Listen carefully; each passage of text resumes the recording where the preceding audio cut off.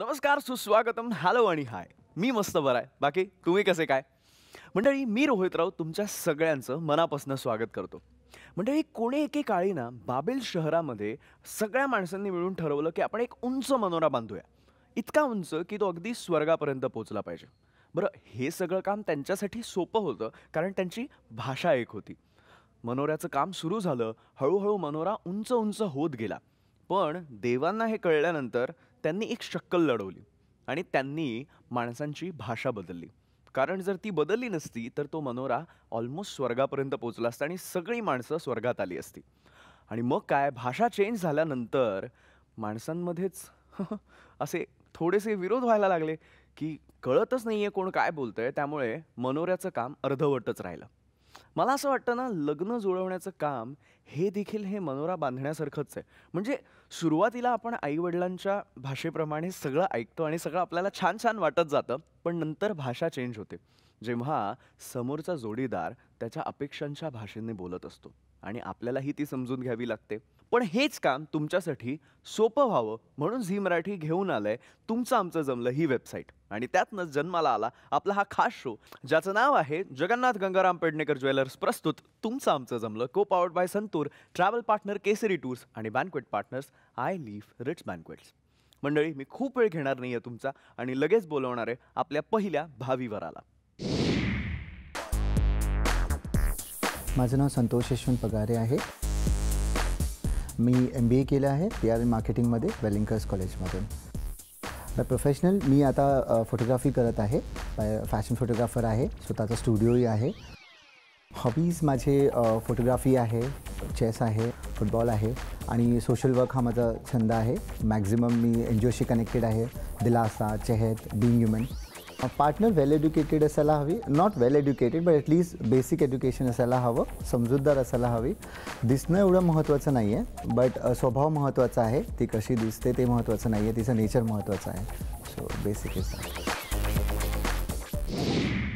हाय Santosh. Hi. कसा आहेस? मजेत. सो मला जरा तुझ्याबद्दल काहीतरी सांग ना. फोटोग्राफी हे माझं लहानपणीचा छंद आहे. म्हणजे माझे काका होते, ते फोटोग्राफी करायचे ज्यावेळी मी जस्ट 10-11 वर्षाचा असेल.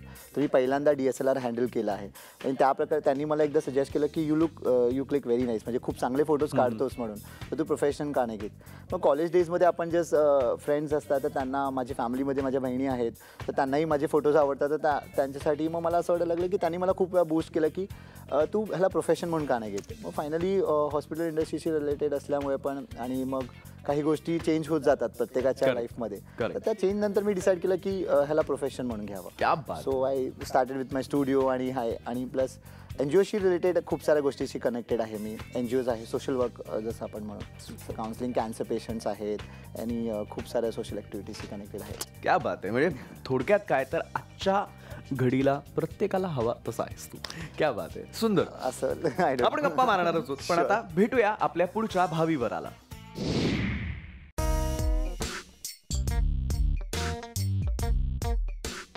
माझं नाव पारस सुभाष शिंगाडे. मी मास मीडिया कंप्लीट केलेलं आहे आणि मीडिया फील्डमध्ये फ्रीलान्सर म्हणून वर्क करतो ॲज अ रियालिटी डिरेक्टर. माझ्या हॉबीज, मला फिरायला आवडतं, लिहायला आवडतं, डिरेक्शन करायला आवडतं, फोटोग्राफी आवडतं. पार्टनरकडून एक्सपेक्टेशन म्हणायचं झालं ती समजूतदार असावी, माझ्या प्रत्येक गोष्टीमध्ये ती माझ्यासोबत असावी, वेल एज्युकेटेड असावी, तिने माझ्या फॅमिलीला समजून घेतलं पाहिजे. कसा आहेस पारस? मस्त. तुला थिएटरची खूप आवड आहे, म्हणजे तुला थिएटर हे तुझं पॅशन आहे असं तुझं आम्ही ऐकलेलं आहे.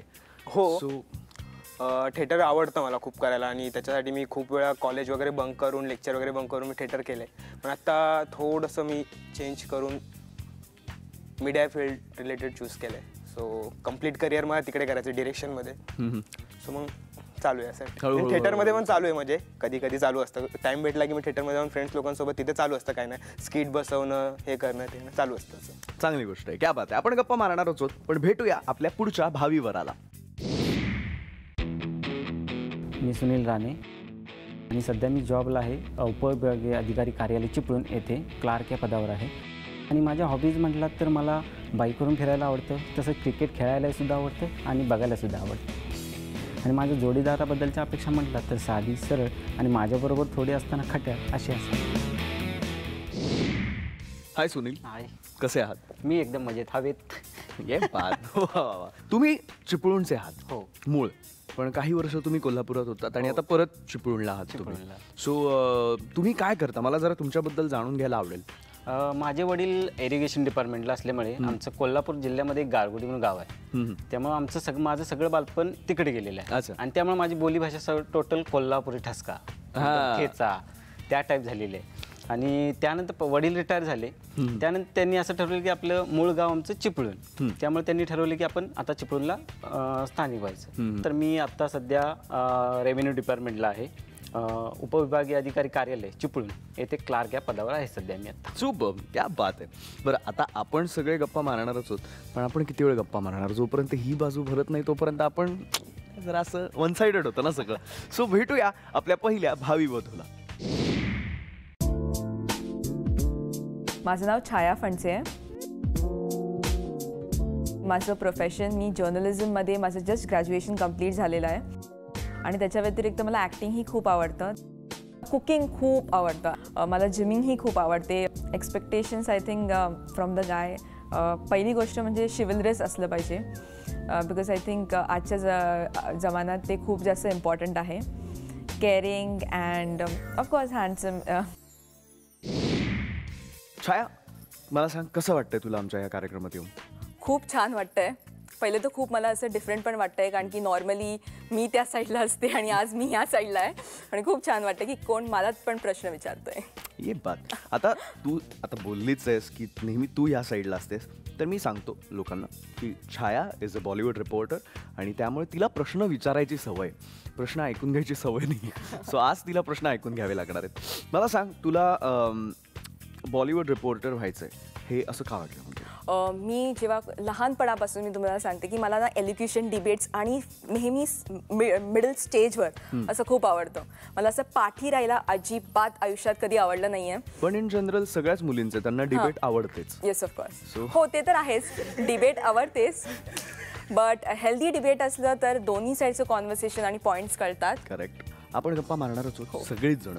पण आता भेटूया आपल्या पुढच्या भावी वधूला. माझं नाव निहारिका राजदत्त तांबे. मी माझं ग्रॅज्युएशन सायन्समधून कंप्लीट केलं आहे. मी एक थिएटर आर्टिस्ट आहे. 5 वर्षांपासून मी थिएटर करते. मला लिहायला आवडतं. मी कथा लिहिते, नाटक लिहिते, गाणीही लिहिते चित्रपटांसाठी. मुलांकडनं माझी अपेक्षा ती म्हणजे मी मुळात डॅडीज गर्ल अशी आहे. त्यामुळे मी मुलाकडूनही वडिलांइतकं नाही पण वडिलांसारखं प्रेम अपेक्षित करेन. निहारिका, कसं वाटतं आमच्या या शोमध्ये येऊन? खूप मस्त आहे. नवीन एक्सपिरियन्स आहे हा माझ्यासाठी. नर्वसनेसही तितकीच आहे, कारण वधूवर असं पहिल्यांदाच एक्सपिरियन्स करते त्यामुळे. येस. मला सांग, तू क्रिएटिव्ह माइंडेड आहेस आणि तुला लिहायला खूप आवडतं, गाणी लिहायला खूप आवडतं. सो अजून काय काय करायला आवडतं हे तर मला माहिती आहे. मी गाते सुद्धा. अरे वा. त्यासोबत मी थिएटर करते. लहानपणापासून मला थिएटरची आवड आहे, त्यामुळे माझं मन स्टेजवर जास्त रमतं. वा. एकांकिका, नाटक ह्या सगळ्या गोष्टीत जास्त रमतं. त्याचसोबत लिहितेही आणि गाणंही गाते. मी जितकं असं वोकली व्यक्त होत नाही तितकं मी शब्दात लिखाणातून व्यक्त होते. सुंदर सुंदर सुंदर. आता आपण गप्पा मारणारच आहोत, पण ती जी लास्ट सीट आहे ना ती पण लगेच भरून काढूया आणि भेटूया आपल्या पुढच्या भावी वधूला. माझं नाव मोनिका शेखर चौबट. मी BMM केलेलं आहे ॲडव्हर्टायझिंगमधून. मी फुल टाईम थिएटर आर्टिस्ट आहे. मी थिएटरसाठी लिहिते, ॲक्ट करते. मला नाचायला आवडतं, बाईक चालवायला आवडते. मला माझ्या होणाऱ्या नवऱ्याकडनं अशा एक्सपेक्टेशन्स आहेत की तो एक पार्टनर म्हणून जास्त राहावा. मी थिएटर करते सो तो ओपन माइंडेड असावा, कारण माझं टायमिंग येण्या जाण्याचं थोडंसं पुढे मागे होऊ शकतं. हाय मोनिका. हाय. कशी आहेस? मस्त. ये पाहत. कसं वाटतं आमच्या कार्यक्रमात येऊन? स्ट्रेंज वाटतंय थोडंसं. स्ट्रेंज वाटतंय. ओके. कारण असं कधी वधूवर नाही ऐकायला मिळाले. म्हणजे घरचे मागे लागलेले असतात, करा करा, पण असं नाही कधी हे करावं असं वाटलं. आणि आता हेच असं सगळं छान छान दिसलं, म्हटलं ठीक आहे, घरचे म्हणतात तर ट्राय करूया म्हणून आले इथे, आता बघूया.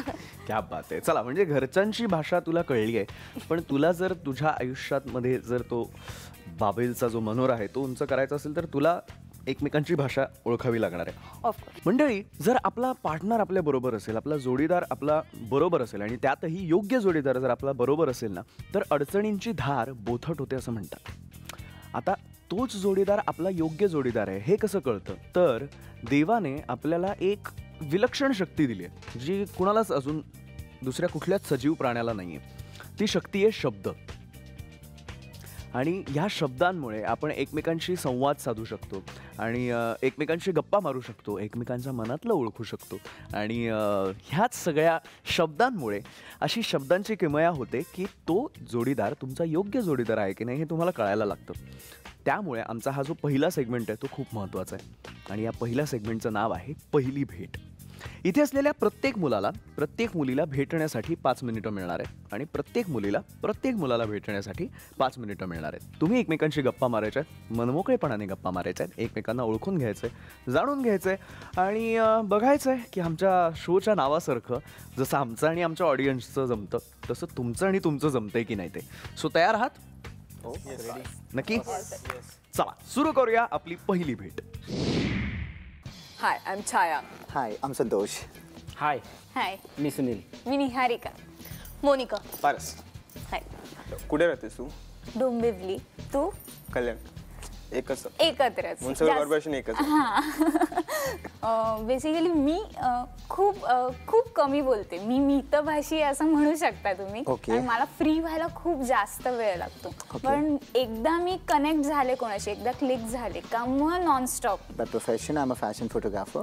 पहिली गोष्ट म्हणजे फोटोग्राफी. एकदा कोणा मुलीला सांगितलं फोटोग्राफी आवडते तर सगळ्यात पहिले हाय. तिकडेच I think she is like wow, म्हणजे माझे खूप चांगले फोटोज नक्की येणार आहेत. Sure, definitely. निहारिका काय करते सुद्धा सध्या? मी माझं ग्रॅज्युएशन सायन्समध्ये झालं आहे. मी कम्प्लिटली आता ॲक्टिंग या करिअरमध्ये आहे. मी सुरुवातीपासून लहानपणीपासूनच मी नाटक या क्षेत्रात काम करते. तर मला लिखाणाचीही आवड आहे. मी कथाही लिहिते, नाटकही लिहिते, त्याचसोबत मी गीतही लिहिते.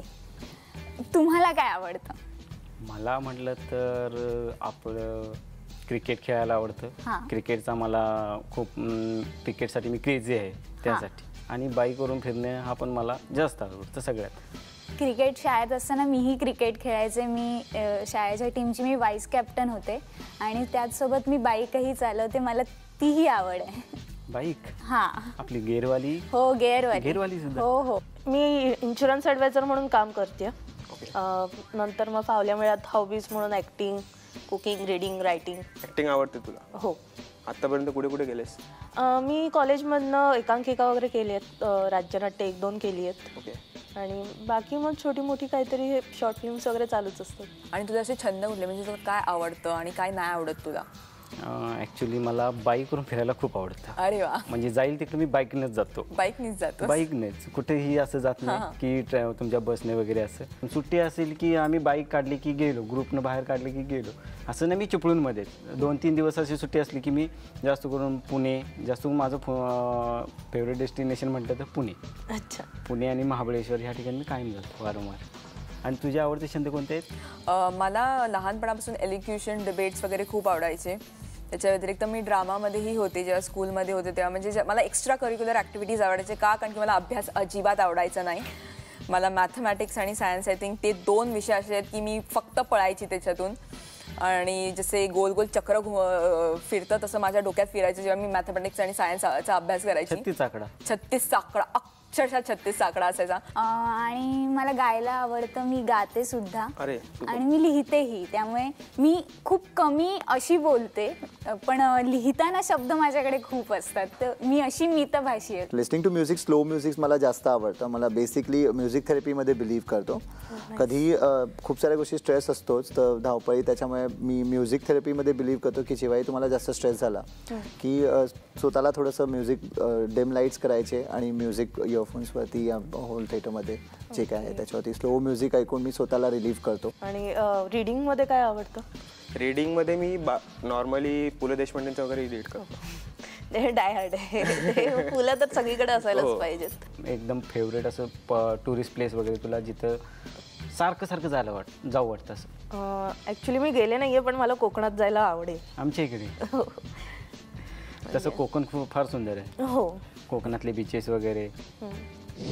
मोनिकाला जसं हिस्टॉरिकल प्लेसेसला व्हिजिट द्यायला आवडतं तसं मलाही आवडतं, पण जसं छायाच्या बाबतीत मला फिलिंग वाटते तसं मोनिकाच्या बाबतीत वाटत नाही. काय काय मदत करते घरात? बरंच म्हणजे स्वयंपाक आहे किंवा मग आवरावर थोडीफार स्वयंपाक येतो.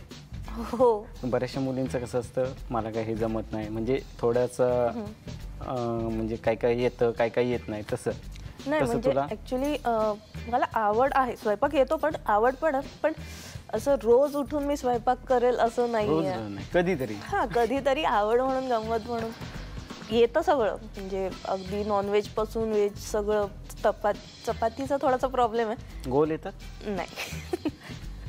अजून नकाशेच येत आहेत. कोणत्या देशाचा असतो, कोणत्या राज्याचा असतो?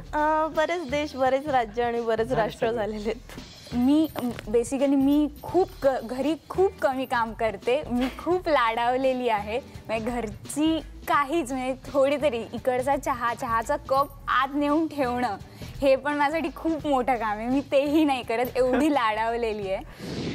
निहारिकाला घरची कामं करण्यात थोडासा इंटरेस्ट कमी दिसतो, आणि जसं म्हटलं तर आमच्या घरची कामं तर थोडीफार केलेलीच पाहिजेत. कारण की जर मी नाही, घरी माझ्या आई वडील वगैरे असतात तर घरची कामं करणार कोण? मी हेल्प करीनच थोडीफार, कारण एकटीने कामं करणे पण बरोबर नाही. दोघांनी पण कामं मिळून केलेलीच हवी. मला असं वाटतं की मला फक्त धुनी भांडी आणि जेवण बनवण्यासाठी बायको नसायला हवी, बिकॉज मला ते येतं जेवण बनवायला आणि बाकी सगळं. पण मला असं वाटतं की पार्टनर आपण जेव्हा बघतो तेव्हा कशासाठी असतो की लाईफमध्ये जेव्हा अप अँड डाऊन्स येतात, आपल्या उतार चढावामध्ये जेव्हा आपल्या आयुष्यामध्ये खूप साऱ्या गोष्टी घडतात, तेव्हा कोणीतरी हवा असतो की तो सोबत असावा. आणि ते प्रॉब्लेम सामोरं जाणं हे गरजेचं नसतं, पण कोणीतरी आपल्या पाठीशी आहे हे महत्त्वाचं असतं. तर मला वाटतं बाकी सगळ्या गोष्टींसाठी आपल्याकडे प्रत्येक ऑप्शन आहेत, आणि आपण 21व्या सदीमध्ये राहतोय. तर मला वाटतं की मुलींनी घरीच काम करणं या मला असं वाटतं त्याच्यासाठी मग मी लग्न नाही करणार, मी मोलकरीण घरी ठेवेन. संतोष यांचे विचार नक्कीच मॉडर्न आहेत. त्यांना आधीचे काही ज्या रूढी परंपरा आहेत त्या मोडीत काढणं त्यांना देखील आवडेल. काही प्रश्न मला जे अपेक्षित आहे ते मी त्यांच्यापुढे मांडलं तर त्यांनीही त्याला दुजोरा दिला. त्यामुळे नक्कीच ते ओपन माइंडेड आहेत. आता आत यांची ना पहिली भेट चालू आहे. बरं, मजा अशी आहे की मीच म्हटलंय कोणी डिस्टर्ब करायला येणार नाही, त्यामुळे मी तरी कसं जाणार ना डिस्टर्ब करायला. पण आता सीन असा आहे की छाया ती ऑलरेडी बडबडी आहे, म्हणजे तिला, कारण तिचं कामच ते, ती अँकर आहे, बॉलिवूड रिपोर्टर आहे. आणि निहारिका कविता करते, त्यामुळे ती अशी शांत एकदम मस्त. आणि ह्याच्या एक्झॅक्ट उलटी मुलं आहेत आमच्याकडे. म्हणजे पारस खूप बोलतो आणि खूप मजा मस्ती करतो, आणि इकडे संतोष म्हणजे फोटोग्राफर म्हटल्यानंतर या इंडस्ट्रीत कॅमेऱ्याचं वगैरे सगळी सवय, त्यामुळे तो एकदम चिल आहे. आता मला काय वाटतं माहिती आहे की यांच्यापैकी आज ना कोणाचं तरी जमणार. पहिली भेट अजूनही सुरू आहे, सो बघूया काय घडतं आहे. इन फ्युचर जर असा ऑप्शन आला की बायकोलाही त्याच दिवशी तुम्ही ऑलरेडी वेळ दिलाय, पण मित्रांसोबत जाणंही खूप इम्पॉर्टंट आहे, कारण मित्रांना खूप दिवस झालं भेटलो नाही आहे, तर तुम्ही काय कराल? मी मधला रस्ता शोधेन. मला असं वाटतं की मी वाईफलाही त्यांच्याबरोबर घेऊन जाईल, त्यांना भेटेन, त्यांच्याशी टाइम स्पेंड केल्यानंतर मग तिच्या मनात काय असेल त्या जागी जाऊ शकतो. आणि ती म्हणेल नाही मला तुझ्याच सोबत बाहेर जायचंय, तर मी प्रयत्न करेन कन्व्हिन्स करण्याचा. So you prefer friends? नाही, कन्व्हिन्स करण्याचा फ्रेंड्स ना. ओके. निहारिका ॲक्च्युली खूप क्रिएटिव्ह आहे, म्हणजे खूप कमी वयातच खूप साऱ्या गोष्टी ती करते आणि खूप पॉझिटिव्ह आहे, खूप एन्थुसियास्टिक आहे. अशी आहे की डेफिनेटली कोणालाही आपले लाईफ पार्टनर म्हणून आवडेल. तर एक अशी गोष्ट जी तुला एखाद्या मुलीमध्ये खूप आवडते, म्हणजे फर्स्ट अटेम्प्टमध्येच ती त्या मुलीबद्दल इम्प्रेस करते, ती काय आहे? मे बी तिचं बोलणं.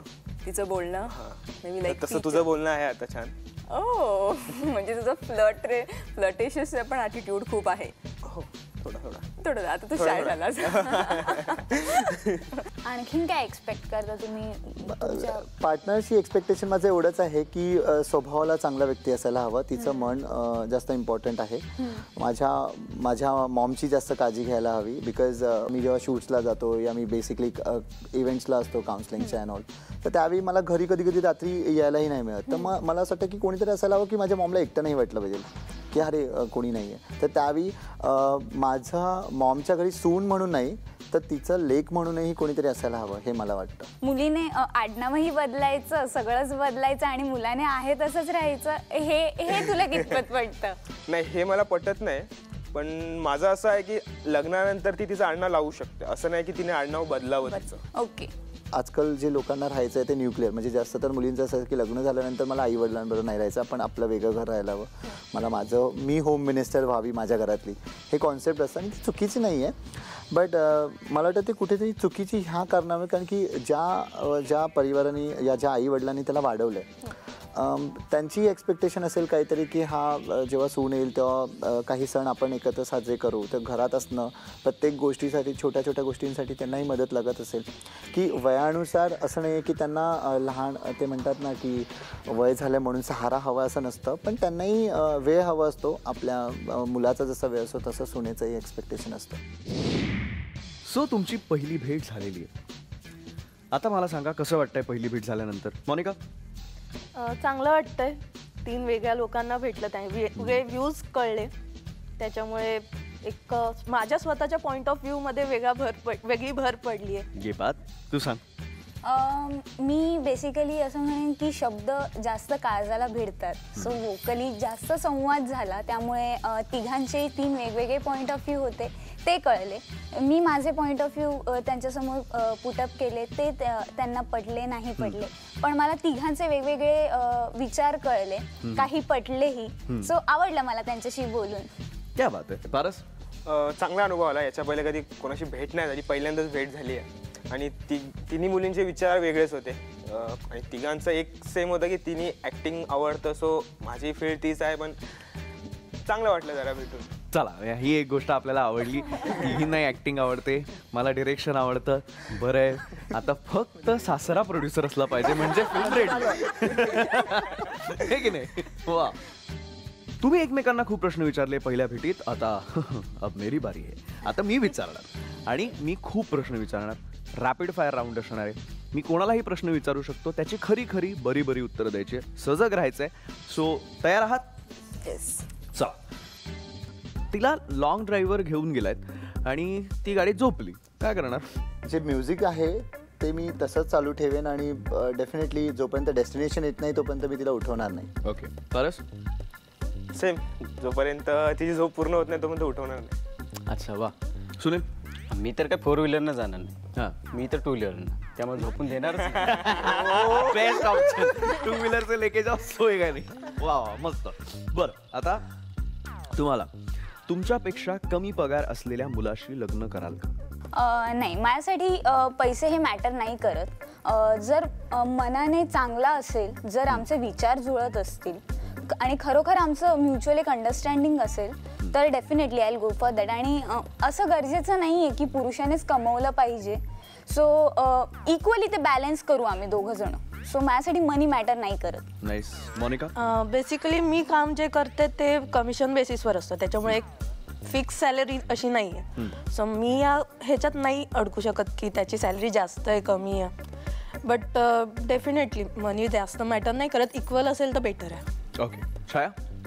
मला वाटतं डेफिनेटली आधी मनी मॅटर नाही करत. मी 15 वर्षाची असल्यापासून मी खूप हार्डवर्क करते, जे मला बनायचं होतं आयुष्यात, कारण की एका मध्यमवर्ग फॅमिलीमध्ये येऊन तुम्हाला माहिती तुम्हाला हार्डवर्क केलाच पाहिजे. तर मनी मला नाही वाटत मॅटर कधी करते त्या गोष्टीमध्ये. At the end of the day I think आपली कम्पॅटेबिलिटी आणि ती बऱ्याच काही गोष्टी मॅटर करतात. प्रेम कसं व्यक्त करशील? पण typical gift, candle light dinner वगैरे नाही, काहीतरी वेगळं पाहिजे. ओके. काहीतरी वेगळं म्हणजे डेफिनेटली थोडंफार तुटकं फुटकं गिटार वाजवायला येतं मला. कुठेतरी मे बी हिल स्टेशनला लोणावळा खंडाला आहे, तिथे जाऊन गाडी पार्क करून कोल्हापूरचं पन्हाळा पण आहे. हो चालेल. लोकेशन इम्पॉर्टंट नाही आहे, इम्पॉर्टंट असेल जे गाणं तिचं आवडतं आहे ते गाणं गाऊन तिला मला वाटतं शब्दांची गरजच लागणार नाही जेव्हा मी तिचं आवडतं गाणं गाईन आणि विथ द बॅकग्राऊंड गिटारमध्ये विथ द ॲटमॉस्फिअर जिथे आपण अशा जागी असतो तिथे कोणीच नाही आहे. तिला मनांच्या मला वाटतं हे तार जुडणं गरजेचं असं मनातून तुम्हाला हृदयाचं कनेक्शन झालं का बाकी सगळं ऑटोमॅटिकली जुळतं. वाटतं मला शब्दांचं असं इम्पॉर्टंट वाटत नाही. बस मला प्रेम व्यक्त करण्यासाठी असं मला चहा खूप चांगला बनवता येतो. सो मी तिच्यासाठी चांगला चहा बनवेल आणि ऑब्विसली ते त्याच्यातून व्यक्त होईलच. बापरे सुपर. सुनील? मी तरी व्यक्त करताना मी काही चेंज करणार नाही तिच्यात. तिला जर माझ्यातलं काही गुण आवडत असेल तर ती स्वतःहून इम्प्रेस होईल. काही सिक्रेट स्वतःशीच जपून ठेवणं रास्त असतं असं तुम्हाला वाटतं का? नाही, मला बिलकुल नाही वाटत. जेव्हा आपला एखादा लाईफ पार्टनर असतो किंवा मित्र म्हणून असतो तेव्हा आपण खूप बऱ्याचशा गोष्टी आपल्या लाईफमधल्या अप्स अँड डाऊन्स सगळ्या शेअर करतो आणि ती वाईट गोष्ट नाही आहे. एखादी गोष्ट शेअर करणं ती मनात ठेवून ते आपल्याच मनात खदखदत राहण्यापेक्षा ते समोरच्याबरोबर व्यक्त केलेलं खूप बेटर राहतं. Very nice. मोनिका? सेम की कसं एखादी गोष्ट आपण नाही म्हटली तरी खूप काळ नाही लपवू शकत. त्याच्यापेक्षा काही विपरीत घडण्याआधीच ती सांगितलेली बरी असते. सो एखादं सिक्रेट स्वतःकडे ठेवणं नक्कीच चुकीचं आहे. ओके. आय थिंक सिक्रेट म्हणजे नॉर्मली असं बोलतात की जर एखाद्यासाठी जर आपण खोटं बोललो आणि ते त्याच्या फायद्यासाठी असेल तर ते ठीक आहे. तसंच मला सिक्रेटही वाटतं, कारण की जर आपल्याला असं म्हणजे घरात जसं आपलं वातावरण असं आपल्याला हर एक गोष्टी आपल्या लाईफ पार्टनरला सांगण्याची काही गरज नसते, ताकी शांती पण असो. आणि प्लस आय थिंक आपण आपले प्रॉब्लेम्स जर सॉल्व्ह केले तर आपण स्वतः त्या सिच्युएशन्सला कसं फेस करू शकतो, कसं आपण त्याला ठीक करू शकतो हे आपलं मत होतं. म्हणजे आपण काहीतरी डिसिजन घेऊ शकतो त्या गोष्टीबद्दल. आणि आय थिंक जर एखाद्या लाईफ पार्टनर बरोबर काही वेगळे सिक्रेट्स असेल जे एकमेकांना बोलून घेणं आणि एकमेकांना सांगणं खूप गरजेचं आहे, जे त्यांच्या विषयीबद्दल आहे, त्यांच्या कम्पॅटेबिलिटी, त्यांच्या ट्रस्ट आणि त्यांच्या लॉयल्टीबद्दल आहे, तर ते नक्कीच सांगितलं पाहिजे. ओके. आता मला सांगा, लग्नानंतर बायकोने पहिल्यांदाच केलेल्या स्वयंपाकात जर मीठ जास्त झालं तर तुमची काय रिॲक्शन असेल? पारस? ठीक आहे, पहिल्यांदाच केलंय तर चालून घेईल. चालून घेशील. दुसऱ्यांदा परत झालं तर समजेल की अरे. तिसऱ्यांदा परत झालं तर सांगेल परत. ओके. हां, डेफिनेटली जर पहिल्यांदा स्वयंपाक बनवत असेल तर विचारेन की चुकून घडला आहे की मुद्दामून केला आहे. मुद्दामून कोणी का मीठ जास्त टाकेल जेवणात?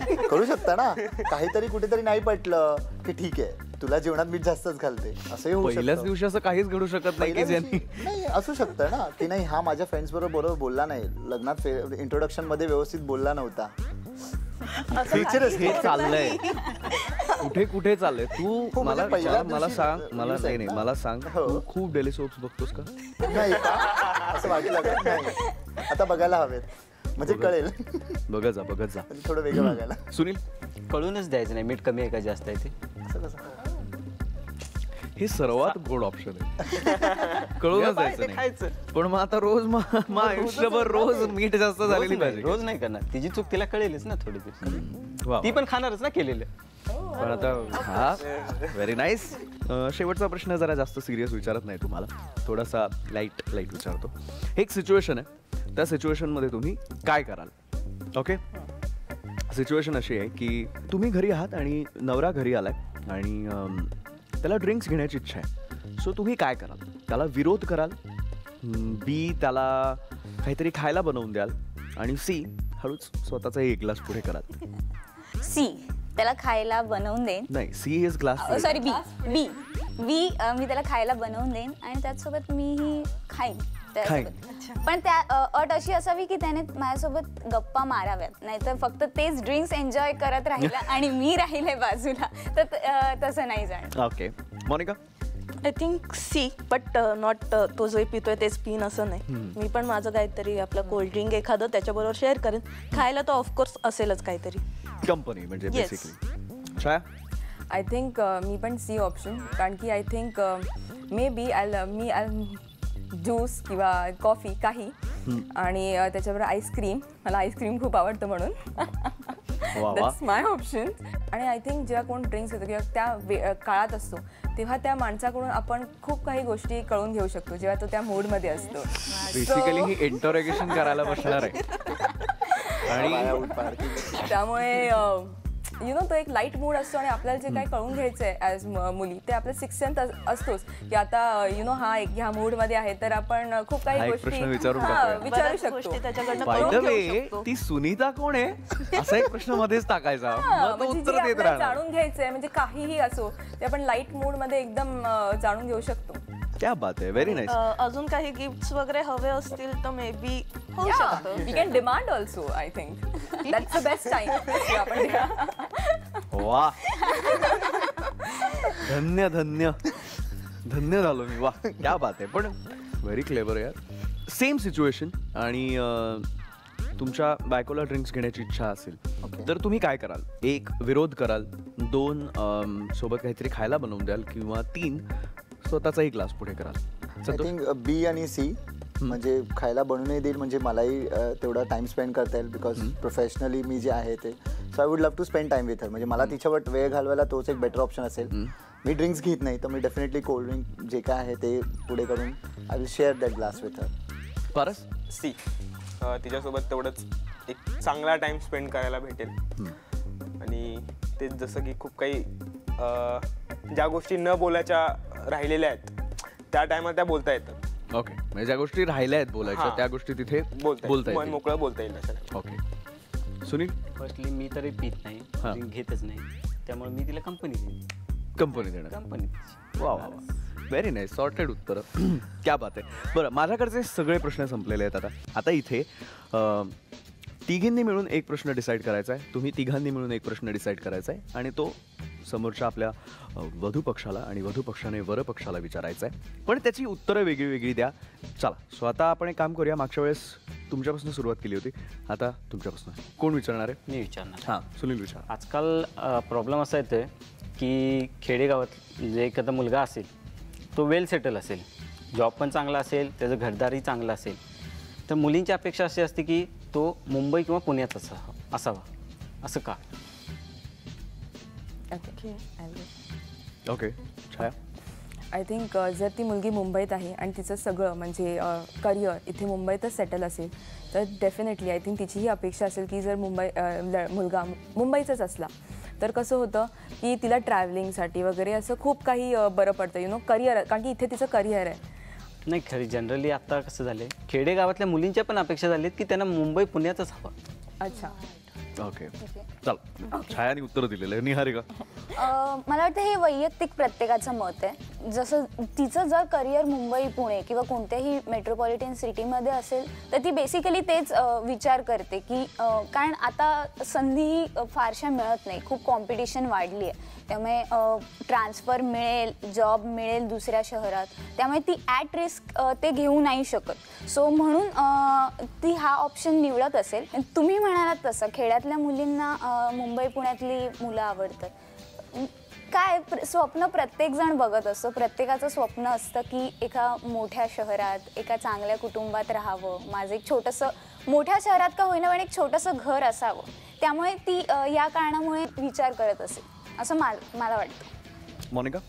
कसं आहे, आता आमची मुलं इथे रुजली आहेत. मुलींची मुंबई पुणे साईडच्या मुलींची मुलं इथेच रुजली आहेत.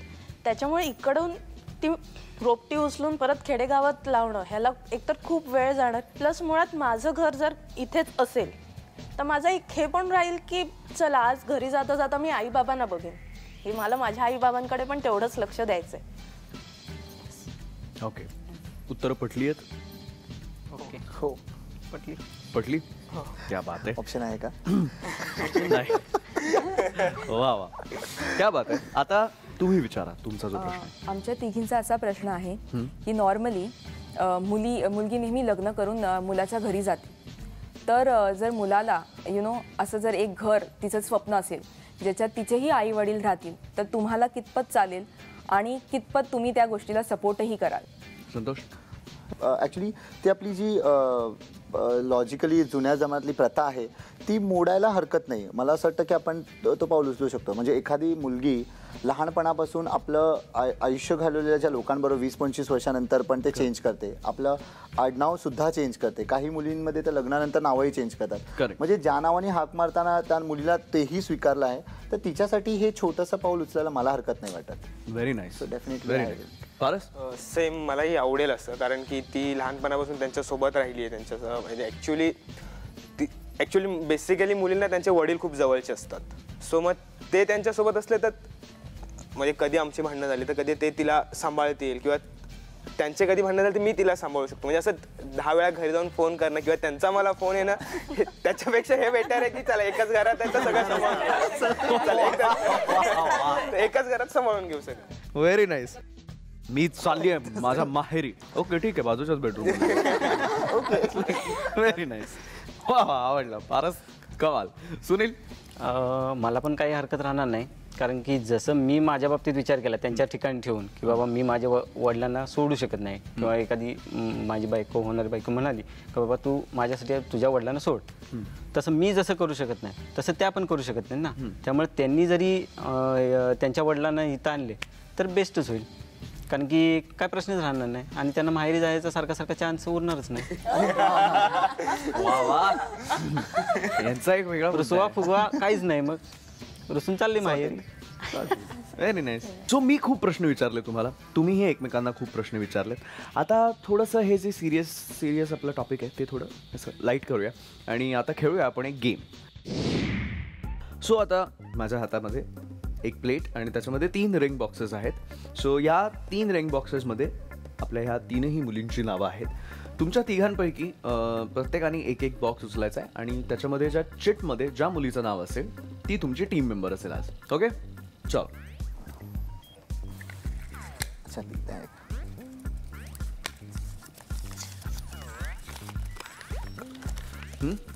मोनिका. निहारिका. छाया.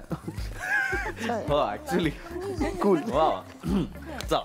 सो सुनील आणि छाया, पारस आणि मोनिका आणि संतोष आणि निहारिका. ब्रेकवर जाण्याआधी मी म्हटलं होतं ना आपण आता एक गेम खेळणार आहोत. सो तुम्हाला दिसतंय समोर 3 पिलर आहेत.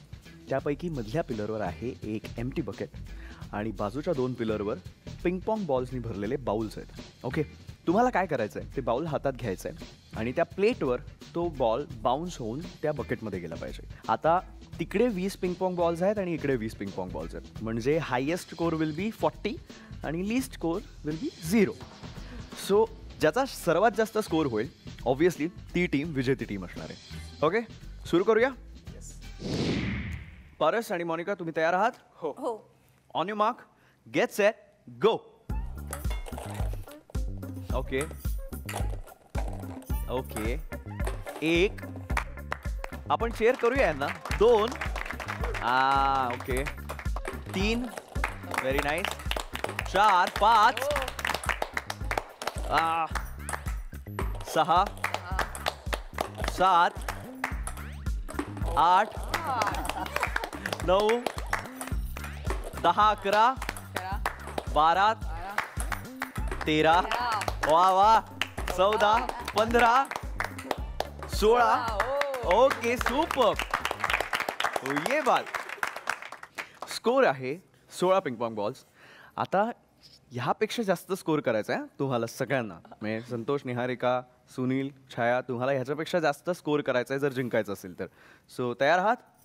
चला सुनील आणि छाया तुम्ही या. छाया आणि सुनील तुम्ही तयार आहात? यस. चला on your mark, get set, go.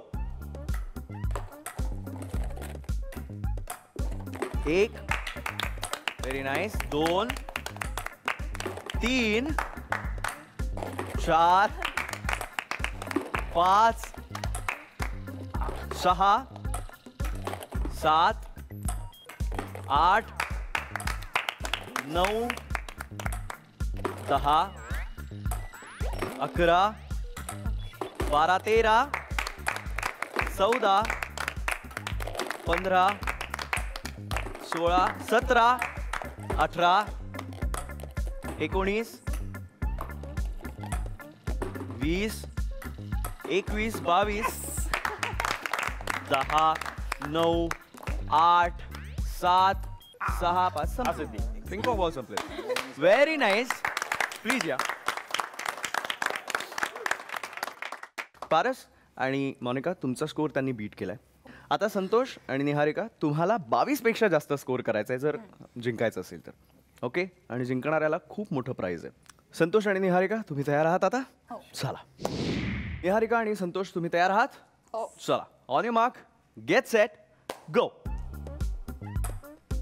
Okay. Very nice. Very nice. Very nice. एक ऑलमोस्ट ऑलमोस्ट ऑलमोस्ट ऑलमोस्ट एक आहे स्कोर फक्त. दोन 3 ये बात 3 ऑलमोस्ट ऑलमोस्ट. ओके. 4 ये बात 5 6 ओके. 10 9 8 7 6 5 4 3 2 1 0. तर संतोष आणि निहारिका अफसोस के साथ कहना पड़ता है 8 पिंग पॉंग बॉल्स. सो आपल्याला स्कोर सगळ्यांचेच माहिती आहेत. 8 16 आणि 22. सो डिक्लेअर्ड विनर इज छाया नसतं काही नसतं. 22 वरच. वा छाया बिचारी टाळी देते. हा आपला I achieved it. Very nice. आणि तुम्ही आहात आजचे जाहीर विजेते आणि तुम्हाला मिळतंय माझं खूप खूप प्रेम.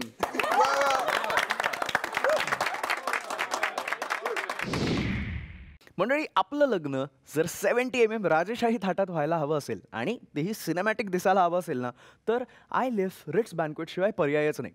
घोडबंदरवरील आर मॉलमध्ये असलेल्या या बँक्वेट हॉलला 2018 मध्ये बेस्ट इमर्जिंग बँक्वेटचा रिटेल आणि हॉस्पिटॅलिटी पुरस्कार मिळालाय.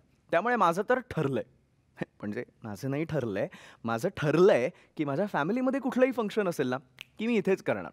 आता पण प्रश्न माझा नाही आहे ना, विषय माझा नाही आहे, विषय आहे आपल्या भावी वधू आणि भावी वरांचा. सो तुम्हालाही असं 70 mm आणि मस्त छान राजेशाही थाटात जर लग्न करायचं असेल तर तुम्हाला माहिती आहे त्यासाठी आधी काय करायचं आहे. आधी करायचं आहे तुमचं आमचं जमलं या वेबसाईटवर लॉग इन आणि मग आमच्या ह्या शोमध्ये सहभागी व्हायचं आहे. भेटूया पुढच्या रविवारी आपल्या लाडक्या कार्यक्रमात याच ठिकाणी याच वेळी, ज्याचं नाव आहे जगन्नाथ गंगाराम पेडणेकर ज्वेलर्स प्रस्तुत तुमचं आमचं जमलं, co powered by Santoor, travel partner Kesari tours आणि banquet partner I live Ritz banquets. जर या एपिसोडमधले आमचे हे भावी वधूवर तुम्हाला आवडले असतील तर संपर्क साधण्यासाठी लॉग इन करा आमच्या तुमचं आमचं जमलं या वेबसाईटवर.